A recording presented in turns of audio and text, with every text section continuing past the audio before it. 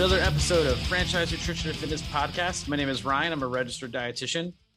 I'm Matt. I'm a certified personal trainer and health coach. And together we are Franchise Nutrition and Fitness. You can find us at franchisenutritionandfitness.com.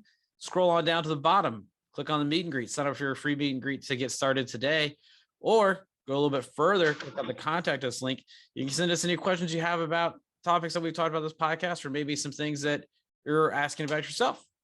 And if you haven't already, go back and listen to all of the old episodes and tell all your family and friends to check out the Franchise Nutrition and Fitness Podcast.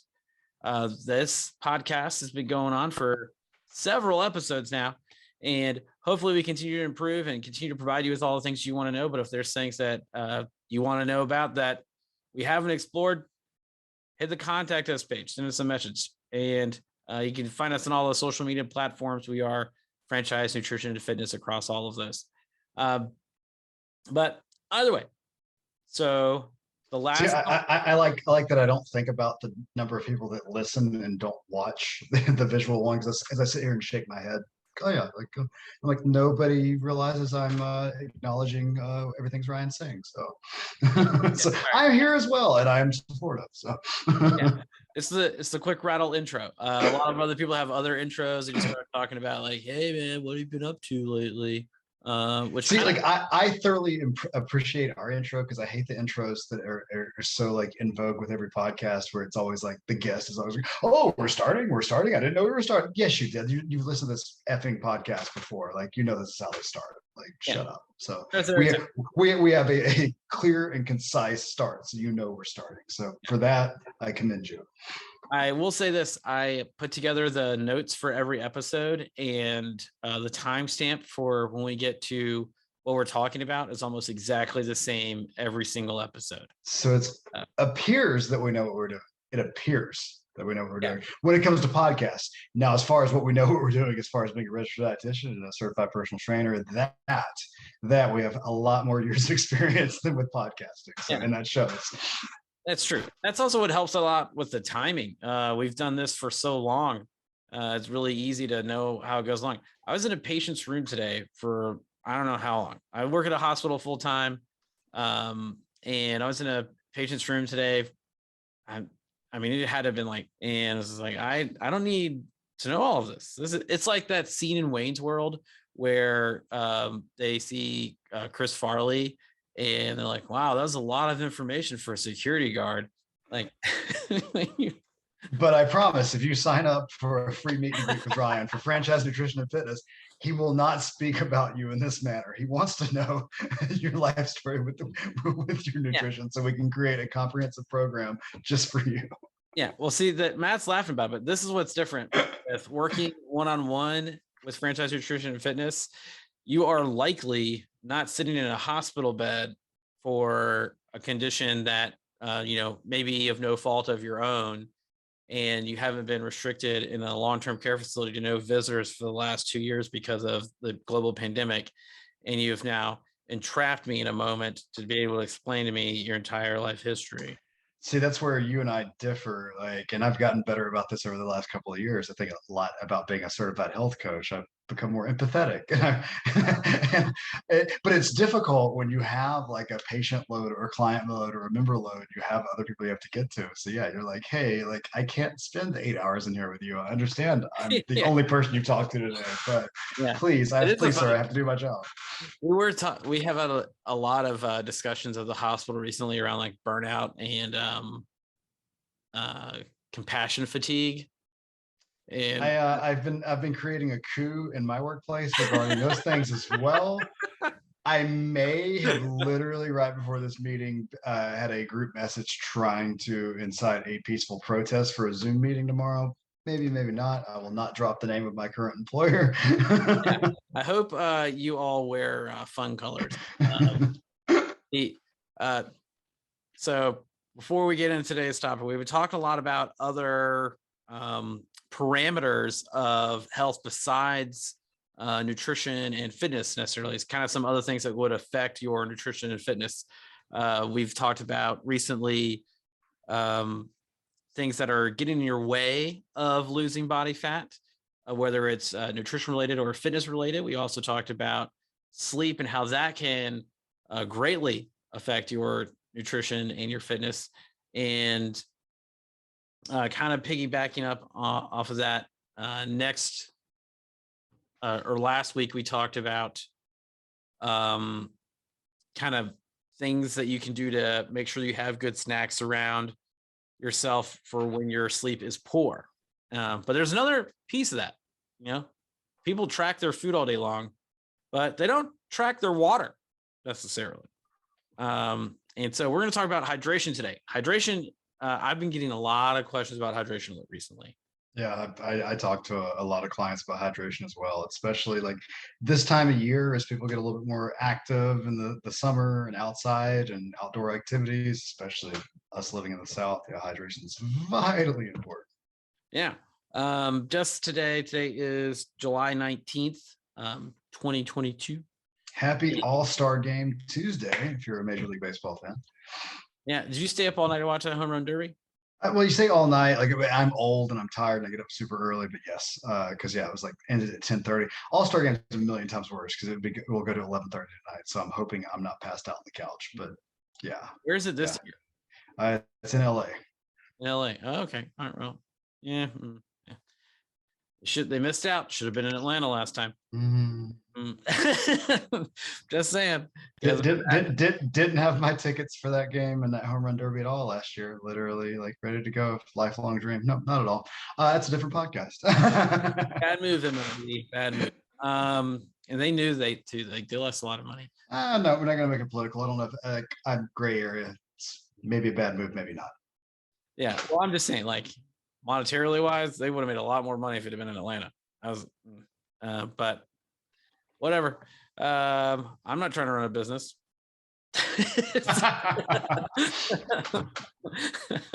But either way, so the hydration status. A funny thing I want to mention real quick is a lot of us are doing all these things on Zoom and mobile chats or other, like I think Google has its own thing now, or did. Yeah, Google Meet or whatever. Yeah. Yeah, and then Office has its thing, but a lot of people, like, because you're not getting up and moving around, a lot of people that I've encountered, like through Franchise Nutrition and Fitness and through other ways and means, asking me about hydration, are just being so restricted in like not moving around that they forget that they haven't had anything to drink all day long. Absolutely, because you kind of use that as a cue. I think a lot of times if you're in an office environment or a work environment, like not at home, you get up and move around, go to the water cooler, go to the fridge, whatever, grab a bottle of water, fill it up, whatever. But yeah, you sit here in front of a screen 6, 7, 8, 9, 10, 12 hours a day. You're not really thinking about it sometimes. And so they'll have snack foods and stuff like that all day long around them. But if you go from, like, let's say you wake up at, we talked about sleep before. So you get up at 5:30, you have breakfast, you get to work, you're at work at 7:30 or 8, whatever. If you like go to the bathroom when you get to work and you don't go to the bathroom again until you get to the end of work, you are dehydrated. And it's crazy. Like I do a really good job of like empathizing with so many people I work with, like anybody that's wanting to lose weight, anybody that's, wanting to add muscle mass, anybody, a lot of different things. I have such a difficult time empathizing with anybody who doesn't have frequent trips to the bathroom to take a leak. Like, cause like I stay super hydrated and I think I have the bladder the size of a puppy. Like, like you've been on road trips with me, you see me at shows, like it's like constantly just like, I can't remember the last time that I had the super fluorescent piss because I'm just constantly hydrated. And I don't know when the last time was that I had fluorescent pee, but it was probably because I had like a Red Bull or something. Right, like you're like get a super vitamin E, yeah. Like, but yeah, I wake up and I guess we'll delve into it in a second. I wake up and I make sure I'm pretty hydrated before my workout, and I've had more water by 8 a.m. than I think a lot of people have in their entire day, which is good, but it's also make sure my kidneys function properly, because that's always my favorite thing when people are like, I don't like drinking more water because I have to go to the bathroom more often. So your kidneys are doing what they should do. Yeah. That sucks. Body's doing exactly. A crazy thing for that side of it the issue with not drinking water because would have to go to the bathroom more often is more likely to increase the concentration of electrolytes in your body, which will decrease the function ability of your kidneys. So you probably should drink more water, and that would help out your kidneys. Yeah, I think the main takeaway of this entire podcast today, as it should be, is drink more flipping water. Yeah. The thing that I think about a lot with, especially being in the Southeast, is that it's incredibly humid all the time. And so as soon as you step outside, your body is immediately sweating. So if you're sweating, you need water. If you're not sweating and it's hot, you need a lot more water. There's an issue. Yeah. So that's the whole thing. And no matter what, you always need water. And having a lot of it all at once is not the preferred way for your body to work. You want to spread it out throughout the day, which is where people have a hard time with it because it's small, frequent amounts throughout the day. And I think a lot of people just get tired of having to have the same thing frequently throughout the day. Yeah, I think people's palates sometimes prefer something else and just aren't used to water, which is intriguing to me. Yeah. But I was that way as a kid. I was totally anti-water as a kid. Just so I was chronically dehydrated for probably the first 15 years of my life. Yeah. So when we're thinking about water, like what counts towards your water goal? Like what do you think about what's counting towards your water goal besides just straight water? Right? So I do. For me, like straight water, I love, like, it gives me a nice little treat if I do. I like the Hawaiian Punch sugar-free packets. Stick those in there, Crystal Light or anything, like, because it feels like a treat. And I'll chug a lot more of it. So I drink straight water like first thing in the morning, and drink straight water during my workout, after my workout. But several times throughout the day, it's that, because it feels like a treat. Instead of grabbing like a sugary soda or something, like I grab that. Of course, my black coffee is considered my water as well. Right. And those are kind of my main go-tos. And then I love light beer, so it's pretty close to water too, right? Like that's how this works. That is the joke with light beer. Might as well. But if it's liquid, right? If it's liquid, it likely has some volume of water in it. So soup, coffee, tea, water, soda, electrolyte replacement beverages, all of those things will count towards your fluid intake in a day. And then also fruit, like a lot of fruits, like citrus fruit, watermelon is like 90% water. All right. So that's why it's watermelon. That's how it's got its name. Huh? So it's an educational podcast. Yeah. I'm going to put it out. That's what I'm going to tag this as. It's an educational thing. But if you have a snack, like we were talking about the reference for sitting here doing stuff like this all day long, if you have a snack at your desk, I would recommend having some kind of fruit, whether it's in a cup that you can close and have it contained, or something that's easily that you can peel with your small cup of water, because then you're going to get that additional amount of water that's from that fruit that's available. Yeah, I've gotten addicted to pineapple recently, and you talk about another one that's got a good water content. I forgot how much I enjoy pineapple. Yeah, and it's got a high amount of fructose in there, which helps out with other things. So we'll talk about that in another episode. There you go. Read Tommy Lee's autobiography. Yeah, it's a different podcast. Maybe we will talk about it. That would be like a good, but that's mainly for men.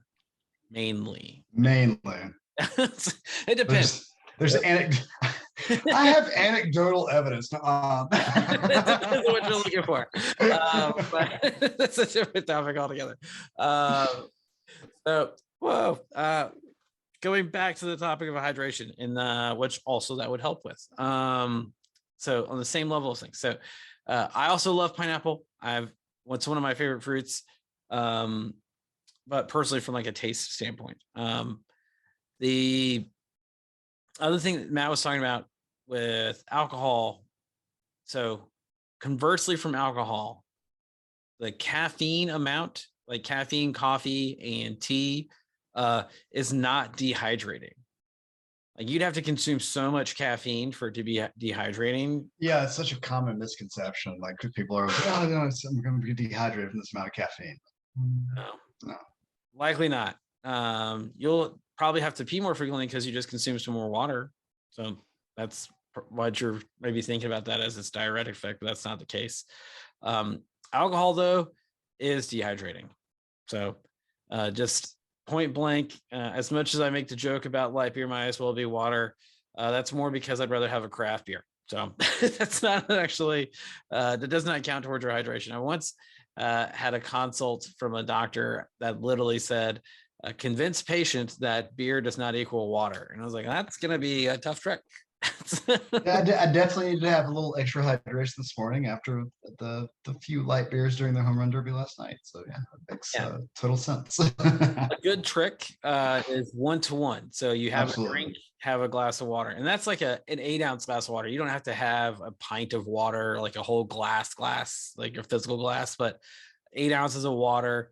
If you're gonna have a beer, an adult mixed beverage, or like wine or something like that, just go 1-to-1, and that'll help keep you balanced out. It's less likely to cause a hangover for you if you stay adequately hydrated while you're consuming your alcohol.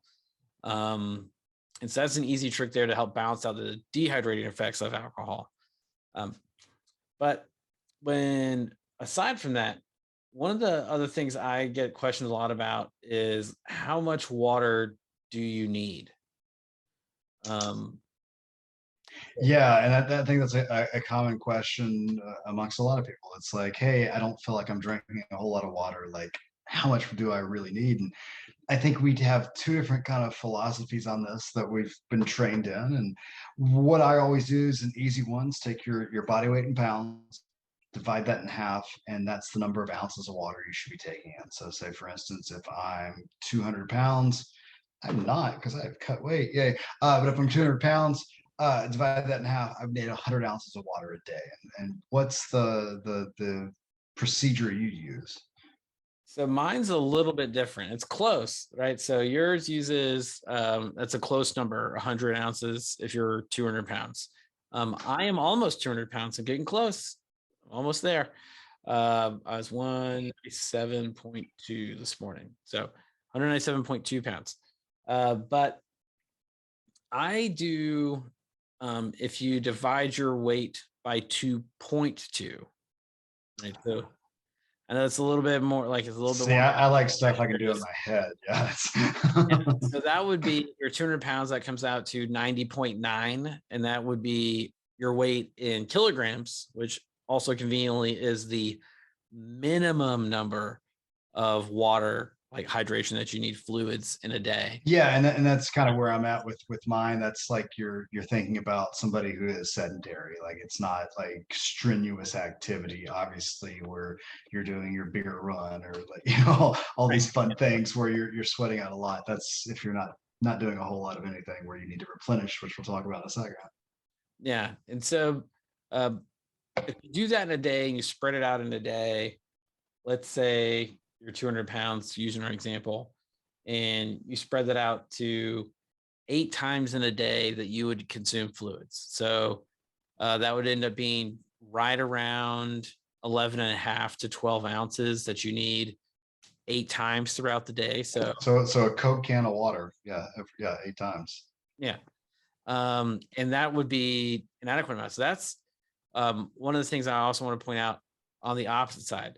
There are a lot of devices and things you'll see out there that suggest that you need a gallon of water. Like no matter how big you are, you need a gallon of water.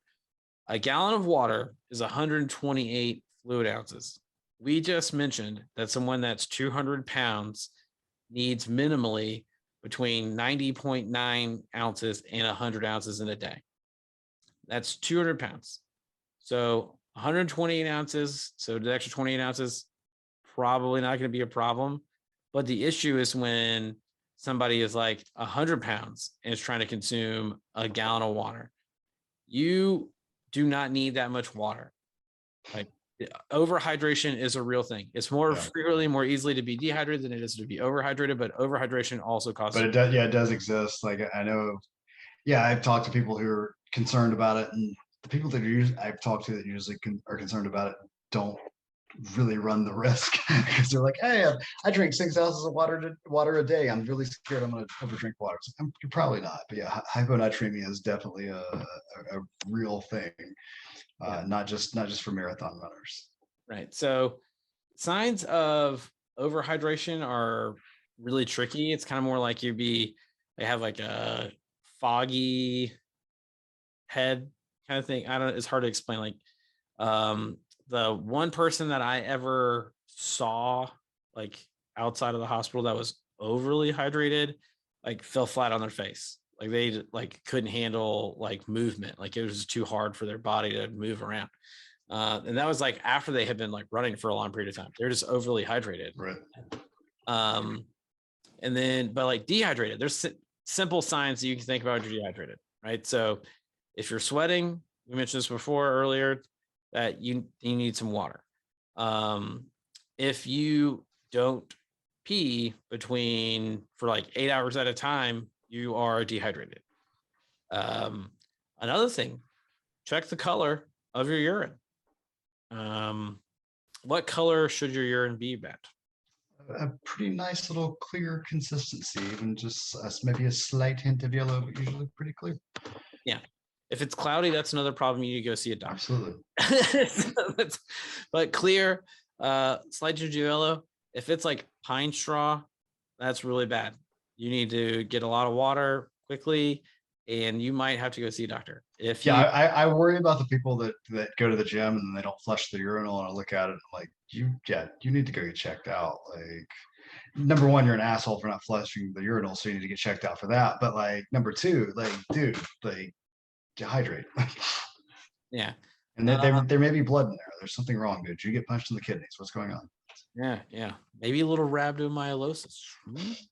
Always my joke at the hospital. I make it all the time. Anytime somebody has issues with a kidney, I'm like, maybe it's rhabdo. I was like, it's not rhabdo, right? I'm like, one of these days. So you're like Dr. House. You're just like with lupus. Like you're just gonna, it's lupus. It's not lupus. You hobble in with your cane. God, how antiquated of a reference is that for me? How old do I sound now? Like it's a Dr. House reference. Like, all right. Yeah.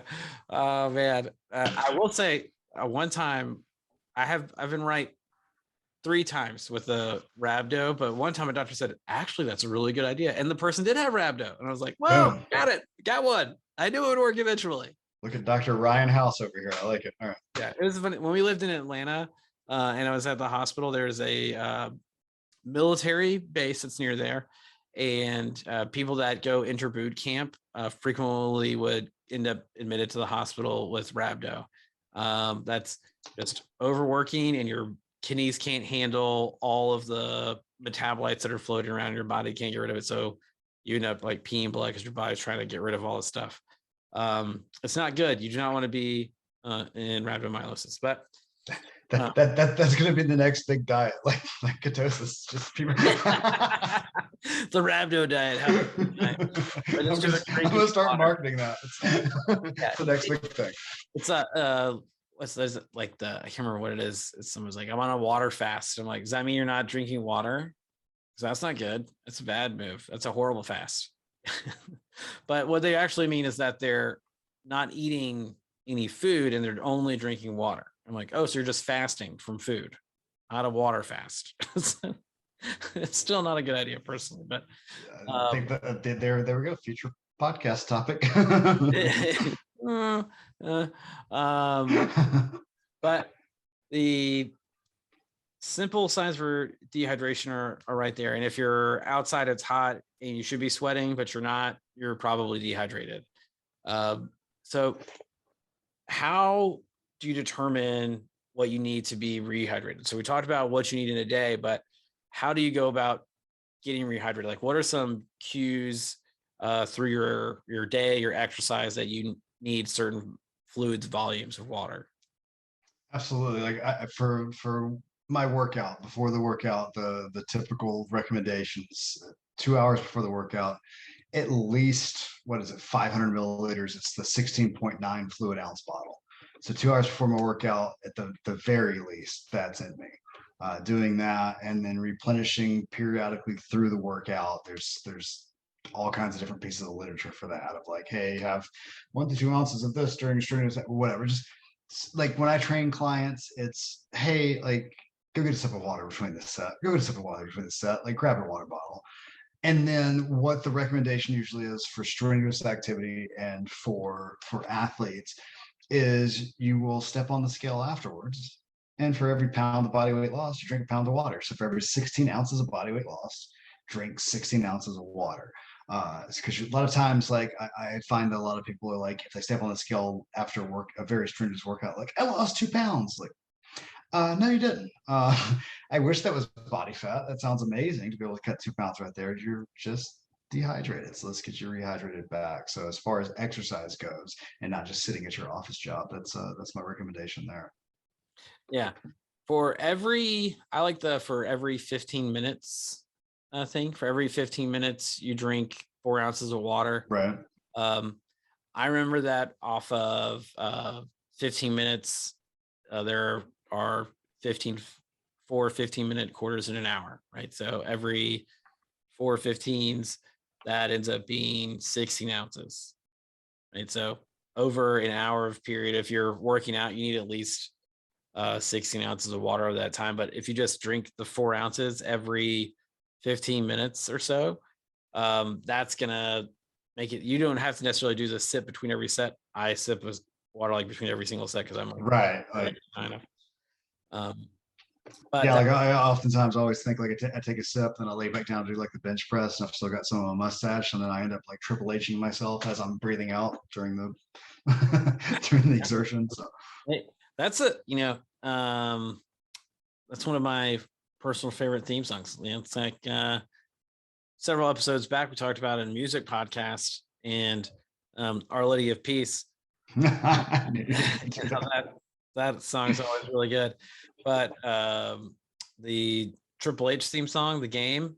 You can't go wrong with Motorhead in general, whether you're a wrestling fan or not, whether you're a metal fan or not. Like it's flipping Motorhead. Come on. Like the amount of like football stadiums that use that song, I don't know if they're paying WWE for that song or what, but I mean, there's so many football stadiums that use that song like at intermittent parts throughout the game, which is good. I'm like, yeah, this is great. It's great. I don't think anybody realizes that it's Triple H's theme song though. oh, it's just Motorhead, which is awesome. So. Yeah. But some other tricks so that you can make sure you get all your water in. You can always add fruit to your water. You can make it into an interesting drink. You could use like raspberry and like sprigs of mint. You know, like a raspberry mint water. And because they also have those like infusion disc little ball things. Like if you have like a tea ball, you can put fruit or spices and herbs in there and drop that in. What are other ways that you get your water in?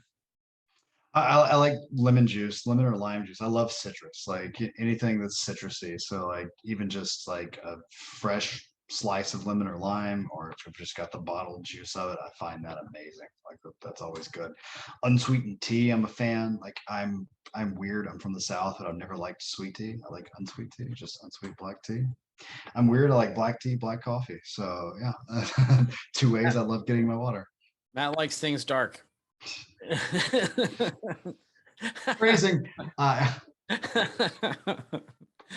He is vengeance. He is the night. He is Batman. Just like my humor, I like it dark. Yeah, man, you're out. You're effing out. But, so the other thing that tips and tricks I think about when getting water in, you can set reminders on your phone. You can set an alarm on your watch. Every time you get up to go take a walk for your break, go get some water at the same time. But just frequently throughout the day, you should be drinking small amounts of water often throughout the day. Even for people that have congestive heart failure, whenever we calculate their fluid needs for the day, we recommend that they spread that out as much as possible. Like you want to have incremental amounts of water throughout the day. It's your body's prime way of functioning. So even if you were fluid restricted, whatever that volume is that you're restricted to, you want to spread that out throughout the day. You don't want to try and have it all at once. It's best to keep all of your inside's nice and adequately hydrated, so that way you can be outside doing things. Absolutely. But I think it's it. I know it's a short episode, but what You say that, but I don't think that was real. I think it was a little bit longer than the last couple episodes. We had a couple of anecdotes and plenty of stories. But I love everybody out there. I hope you guys will enjoy listening to the Franchise Nutrition and Fitness podcast. If you haven't already, go out and check out franchisenutritionandfitness.com. Sign up for your free meet and greet today.